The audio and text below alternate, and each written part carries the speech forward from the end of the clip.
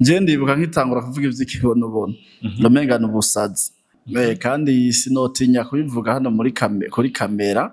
Urabona igihugu cy'u Burundi ni igihugu c'abemera Mana. Twebwe rero je navukiye mu muryango rero w'abantu basenga aya b'abaporo.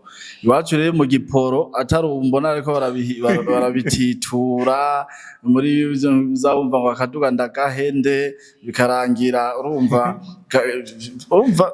basa n'ababitituye. Ubundi bwo je narimenyereye biya bintu ari ibintu bikorerwa mu ibanga, atari ibintu nyene bapima. Prophetic Joshua yavuze siwe wenyene, je numva n'abandi bavuga ibintu ugasanga bakubise swata, ariko je nk'abandi da ni benshi ku myaka nawe yobo mbona nawe aba modeste bavuga ibintu ugasanga ni swata. Umuntu wese ngaha mu byo bariko barakora igikorwa ciwe, nico gituma yabona Prophet of Jesus Joshua ariko arakora igikorwa ciwe, yaba Chimamanda ariko arakora igikorwa ciwe. Ibintu byinshi avuga nukuri, kandi namunda kubira yuko Chimamanda yuguruye amaso abantu benshi cyane.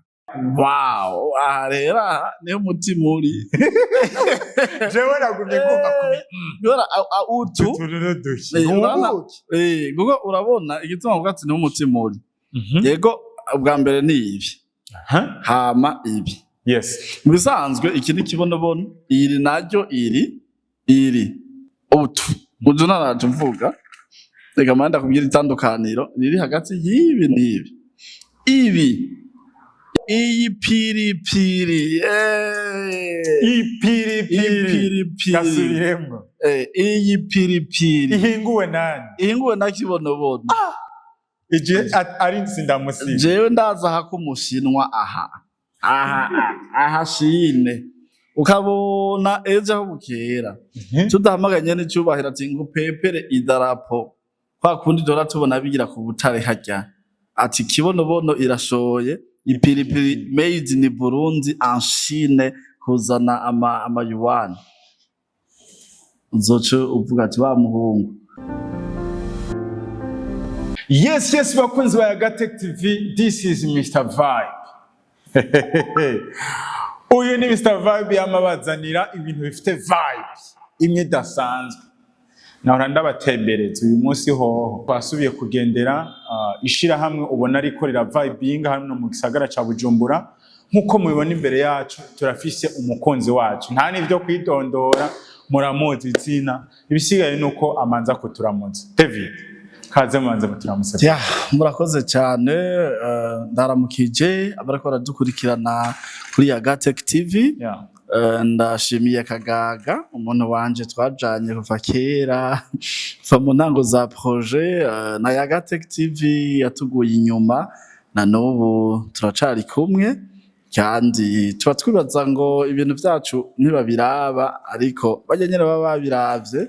Ndazi abamaze kutumenya si bake. Okay, je nitwa David Tuyisabe, benshi bazwi izina rya kibonobono kubera natanguye mpamagarira abarundi ko borima igitegwa citwa ikibonobono, ndababwira ko tuzogihinguramwo amavuta. Rero mu ncamake nduyo ndabashimire kuba mwaje kutugendera. Wow, intambwe mugeze ko urayishima kubera kwishima? Intambwe tugeze ko ndayishima cyane kubera intango yanje nagaragara nk'umu escrow mu bandi. Abantu bose bavuga ati iyo ni shonji. Ni ibitutsi vyinshi cyane natutswe igihe yariko ndavuga ko twohingura amavuta mu kibonobono tukazoyashora hanze cyane cyane. Rero nk'igihe nariko ndavuga ivyo azofasha, sinzi yo fa nibagiye ikiganiro nakoreye kuri Yaga TV turi mu Cibitoke. Warariye ibitutsi. Urashima intambwe mugezeko, urashima kandi n'ivyo mumaze gushikako.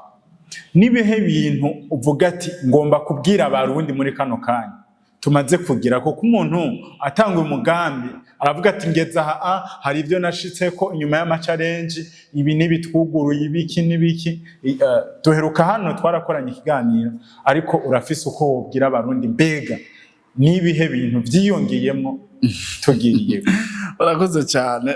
Ikintu ca mbere nshima novuga maze gushikako nuko akamo twateye abarundi ko kurima igiterwa c'ikibonobono bakitabiriye, ndagishima. Nico gikorwa umva yuko gikomeye, nico kintu gikomeye reka muri no projet ishingiye kurima bw'ikibonobono, kuko kurima bw'ikibonobono bukunze ivyo dukeneye vyose zoca bishoboka. Nje ndibuka nkitangura kuvuga ivy'ikibonobono ndamengana ubusazi, nanje ubwanje sinatahura ivyo ndimo, kandi nifitiye icizere kirenze. Ariko dusubiye inyuma gato, kumva yuko waza kwemeza abantu ati turiko tugomba turime ikibonobono kandi n'amavuta azovamo azoba menshi cyane kuko n'ubutunzi, ijya confidence wayikora heda? Je nibaza yuko ubu vuba niho ntanguye kubimenya, kandi sinotinya kubivuga hano kuri kamera. Urabona igihugu cy'u Burundi ni igihugu c'abemera Mana, twebwe rero je navukiye mu muryango rero w'abantu basenga, aya b'abaporo. Iwacu rero mu giporo atarumbona ariko barabititura muri uzabumva ngo akaduga Ndagahende bikarangira, urumva basa n'ababitituye. Ubundi bwo twebwe ndibuka yuko nka mama w'iwanje aravuga ko yari yaratevye kuvyara, abako yari yaratevye kuvyara, rero aja gusenga ikiremba muri Pentecote, hari kera. Hama rero hariko baravuga ubutumwa, umukozi w'Imana ico gihe namba yari Rameke umwe aheruka gupfa, namba yari Bonke, ava inyuma hariya amusanga hari ariko ararira, aramubwira ati wewe Imana yumvise amarira yawe, rero uzovyara, ugiye kuvyara abana benshi, tuzotangura kuvyara umwana w'umuhungu, uzomwite Yosefu. Twebwe umwana mukuru wacu yitwa Yusufu. Urumva n'umwana azogirira akamaro abandi bana benshi bazovukana. Urumva rero ati ntivyatevye, mama carasama inda aravyara. Rero inyuma yaho nubwo buvugishwa ati nyuma yaho uko rero yagenda aratwara inda, yagenda ku mukozi w'Imana akasenga, bakamusengera agisama inda.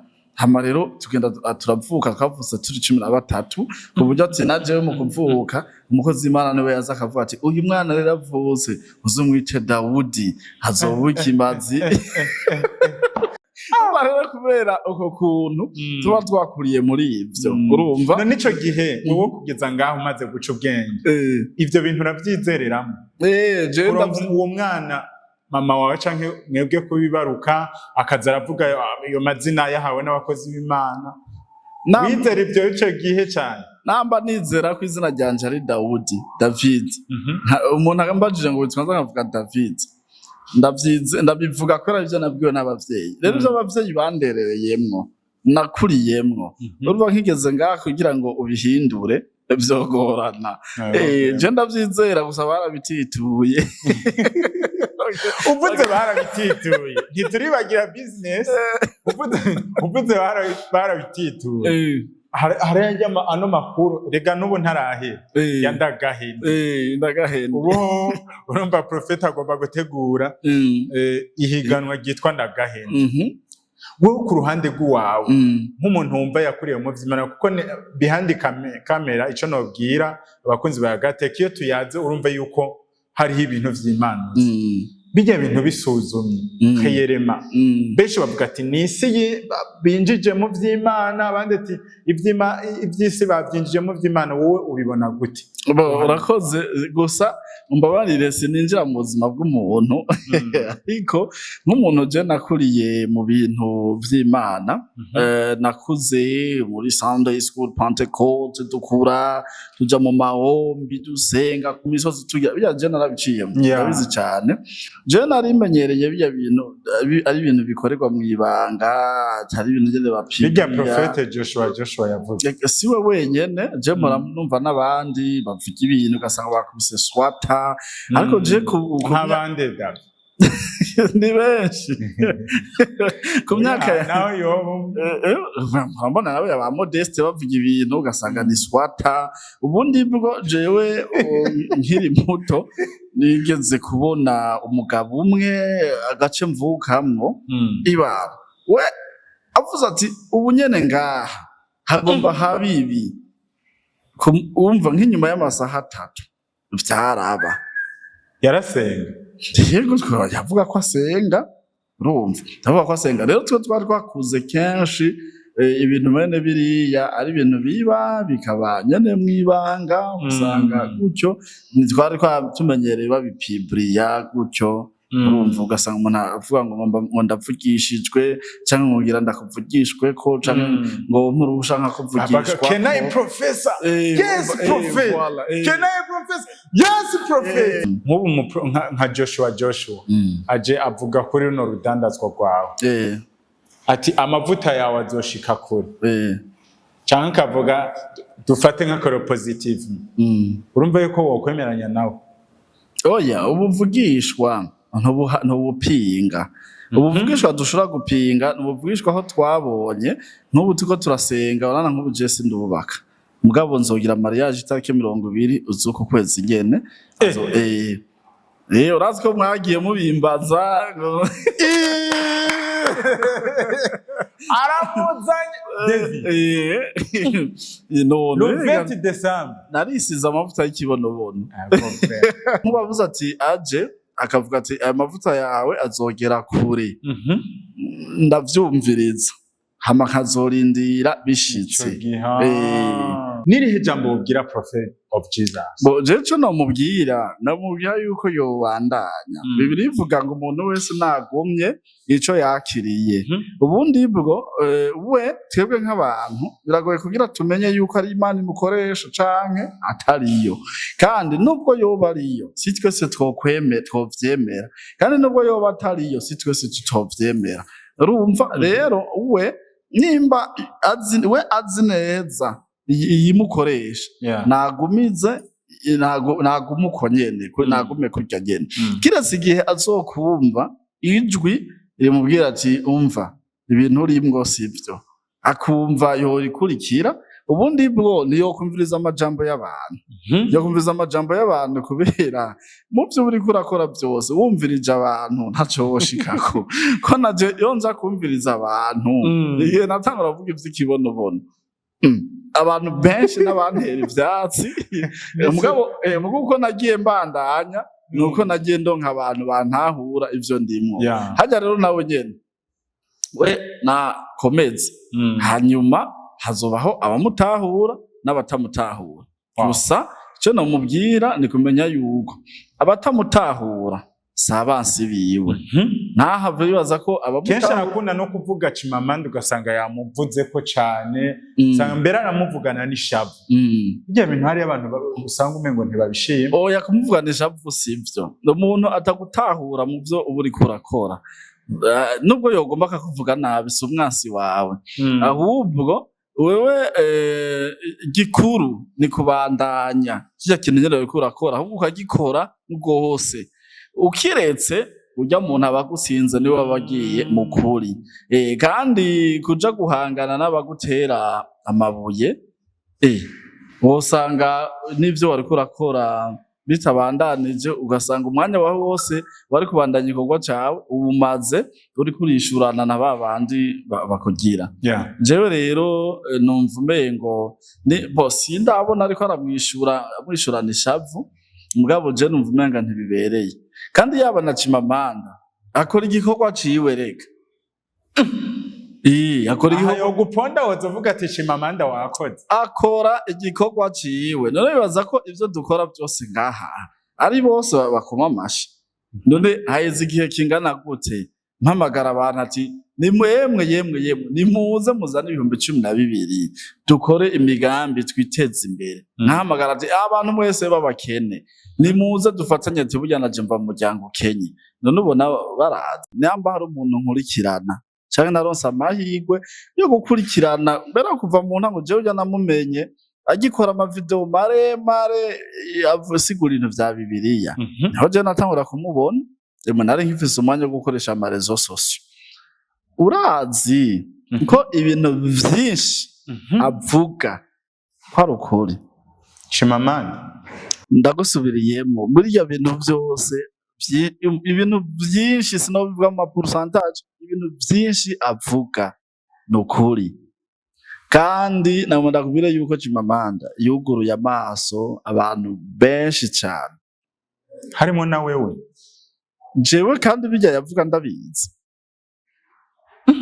cyane cyane bijya bintu yagiye avuga ku bintu by'amashengero ikintu gusa mbere mu ntango nibaza yuko ari kibi kubwanje ariko numva navuga ati nabo twayaga barambaza ko je abantu benshi banze barazi ko nkunda kugira analyse ku bintu byinshi kandi je ndiyumvira cyane bisanzwe noneho nivyo bingize rero bijya agenda nabikurikirana hanyuma kandi nkabwira abo turi kumwe uyu mutipe ibintu ariko aravuga nukuri ati gusa uburyo abivugamwo ntibihuye n'imico y'abarundi ni kuvuga muri make ati reka basi dufate ko novuga ati abivugana ntashiramo urupfasoni bibwa n'ayandi majambo yabija nta na kimwe gusa nuko urumva yaragaruka nyene nkuko ibintu nyene mu majambo y'ibiterasoni ayo twe mu Burundi twita ibiterasoni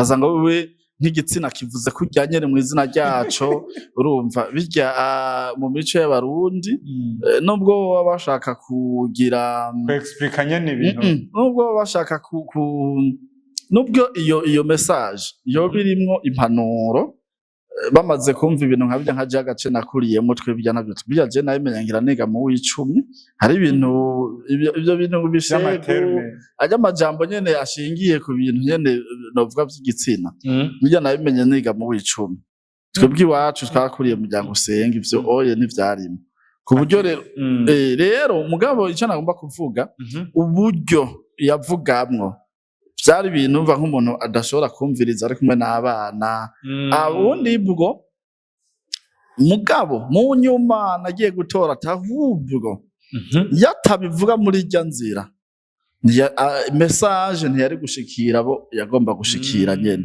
reka basi kugira ndabivuge neza kw'ishure biri mu gifaransa ariko ndabivuga mu kirundi bavuga ngo hari umwanditsi yanditse avuga ngo la vie est une pièce de théâtre où chacun joue son rôle et laisse la place aux autres ngo ubuzima ni nka scene uburi nko kuri scene aho umuntu wese aza agaperforminga agakina scene yiwe yahera akavaho hakaza ubundi rero twese ngaha kuri inosi ngaha aye tuko turakina ini théâtre taraje ngaha je ndiko ndavuga ivy'ikibonobono wewe uri kurambaza ibibazo kagaga ariko arafata amasanamu urumva abundi ariko arakora ibi aha rero jewe mpejeje nzovaho haza abandi gutyo rero umuntu wese ngaha mu byo bariko barakora igikorwa ciwe nje gituma yaba na Prophet of Jesus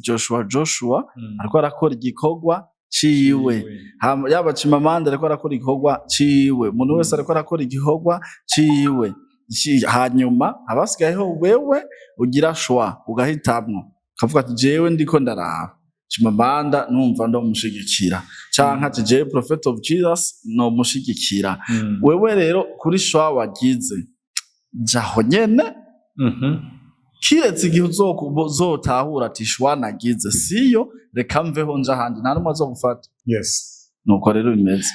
Thank you so much kandi abantu baratahukiwe utanze n'umuco ukomeye cyane nguwo kibonobono arateye imbere kugeza naho umukuru w'igihugu amuvuga mu jambo yashikirije umugisha uragutse hari amakomantere twumvise umukuru w'igihugu hari ico yoba yaragukoreye bigatuma ibintu vyagukika ikintu gikomeye cyane gose yakoze gikomeye gose no mugihe yokumva kino kiganiro mvuga ati Imana imuhezagire imuhe kuramba kugeza abonye abantu bariko bararya ivya kibonobono igihe yaza hariya nirengagije ibindi vyinshi gose igihe atugendera yarahezagiye uyu mugambi. Wow.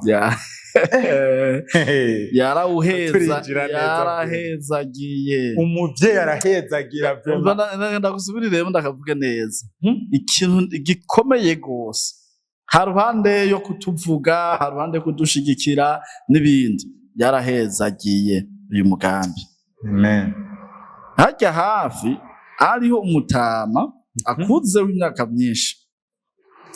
Yumvise yuko nyine icubahiro azodutera iteka akatugendera, yarambwiye ati aho rero wewe urateye imbere. Kiraheze. Ataranazi taho wewe urateye imbere. Umukuru w'igihugu uko aba ameze kose, aho nyoje ikirenge mu bintu vyawe, we rero ntikwabaye guhonyoza ikirenge mu murima wa kibonobono gusa, yaratuye, ahubwo yaratuye arahezagira uyu mugambi. Ari naco gituma rero ubona rero wowe n'iterambere umenye yuko bifise iyo biva direct tukiraho nyene. Nibihe bintu bishasha rero uvuga ati ndabazaniye muri kibonobono? Yo bishasha bigezweho n'umugambi udasanzwe mubona ngaho imbere yanje aha. Ebana uyo rero uyo aba ubundi yarasigaye inyuma. Nukuri nataza ngaha azoba afise akandi kabazo. Je uranteye amatsiko. Sigurira neza. Banza utorago gacupa de. Apanaka. Uyu muga uranaha ahangaha. Bariko barabibereka. Iyo nifu y'ibigori ihingurwa na kibonobono n'uruganda rw'ubwiza ukuri. Apana kaganda. N'uruganda. Iki rero iki ndagishimira Imana cane gose ko kiri mu bintu wipfuje kuva kera. Ibi none tuko turavuga umurundi ahaze, umurundi aguwe neza. Niyinde murundi ngaha atajya ubugari? Utajya ubugari bw'ibigori ibiduhingura ngaha, ujya bw'umwumbati. Utajya bw'umwumbati ujya bw'ingano. Nutajya bw'ingano byento tuzokora n'ubw'ibijumba. David kwiyumvira kuzana muri kibonobono ibigori, ifu y'ibigori, ko ikutazanye y'umwumbati, ko ikutazanye isoya, byagenze gute? Ifu y'ibigori cyane kubera agace twe tuvukamo ntitwarya ifu y'ibigori keretse iyo twahunze pamu ikadupokeza bya bigori munda haracangamuka. Imwe ya John harifu y'ibigori bitu bwa dona bwa dona. Rero ngaha twifuje kugabaniriza abanywanyi bacu ibiciro mu guhingura ifu y'ibigori. None ko akagafuko kifu y'ibigori kabugwa ngaha mu bisanzwe reka dufatire ku kiro kimwe, ko ngaha dufunga ibiro 5, 10 na 25. Rero kiro kimwe kiri ku 3,700. Eko ahandi hose ugenda ubaze ngaho usanga ari 4,000, ari naho usanga ari 5, 5,200. Haro no mu ntara wumva hari azacankuzo ngo babugura 6,000 mu Rumonge gutyo. Mugabo twebwe naho n'amajana 7 eka no mu Cibitoke harabutwaye ryari bavuga ati twebwe hari yabugurwa 6, bashira bigurire kuri 3,700 kibonobono yaje. Uyu mugambo uyu rero ni kahera. Si ibi vyonyene, twifuza yuko turategekanya dusaba ikibanza tworanguriramwo uyu mugambi mu buryo bwagutse, aho tuzofata ibigori tubyoze tubikarange, tubikaranga tuce tubisya kugira ngo nudafise 3,700 arye ifu y'ibigori iteguye neza idakobowe. Ibi biba bikobowe, ibi ni mu bita kawunga canke sembe, kugira ngo awugure ku 2,000, 2,200, 2,500 gutyo. Yes, ahandi imbere yawe ndabona ubucupa butandukanye. Ivyo navyo bisiguye. Okay. Hano ni amavuta y'igitangaza mu bisigo kacuronka amafaranga. Rero curonka amafaranga bisize ivyunguka. Kagaga kumatwenga kacuronka amafaranga wisize ikibonobono. Hanyuma ariho rero yindi projet idasanzwe kwagura wa mugambi w'isabune. Numva ngaha mu byo dukora ari byo tutazanye isabune. zimwe zera. Iyi rero ni sabune savon liquide, iyi igenewe kumesura gusa. Iyi ni yo kumesura. Ntushobora gukaraba smart clean soap. Iyi si yo gukaraba. Iyi irashobora koza ivyombo mbwa nabwo ikaraba irakura ntuze. Ariko urumva hariho iyo twita hand wash. Mugabo iyi ni yo kumesura. Basi iyi ni nka omo. Iyi ni nka omo aho twari kugira en poudre, numva iyi ni amazi. Rero muze mugure canke ariko kandi numvise imota neza. Ni sabune nziza cyane. Honyene akabijya karimwo irazimbutse igugwa 7,000 mu gihe abandi bagurisha 10,000. 12 twebwe ni 7,000 kandi nivyo duza babona ko kabidi ngene kuzuye. Urana ko kuzuye zani bahangika. Ni litiro ikwiye. Twohangika rero tugitangura kandi tugahangika abanywanyi bacu namba bizokorwa n'ababijejwe ko je nzana icimviro gusa nkavuga ati hagezweho gukora iki. Hanyuma aho hepfo naho hari hiye. Iyi ni shampoo. Iyi na etikete turashirako. Iyi ni shampoo. Shampoo nibaza ko abatari bake barayizi koza imishatsi. Nta salon nimwe itarimo shampoo. Wari bwabone shampoo nziza izimbutse. Iyi rero abakosha amashampoo ariyo bita sheri niyo bita number jolly. Iyi rero ni nka jolly. Shampoo nziza cyane gose. Ihinguwe na kibonobono. Aho imbere ya wow, rero niho mutima uri. Jewe nagumye kumva Yora utu gugo urabona igituma ngo ati niho mutima uri. Yego ubwa mbere ni ibi. Hama ibi. Yes. Mubisanzwe iki ni kibonobono. Iri naryo iri utu naraje mvuga. Reka manda kubwira itandukaniro riri hagati y'ibi n'ibi. Ibi ni ibintu dukora. Iyo shampoo. Iyi shampoo ni iyi sabune iyi. Mu nyuma uva hazoba hariho iyi ni sabune imesura. Hari sabune ikaraba yo gukaraba yindi. Hari isabune yindi dutegekanya gukora yo koza ibiyo. Yo koza ibiyo kumburengira n'imiduga.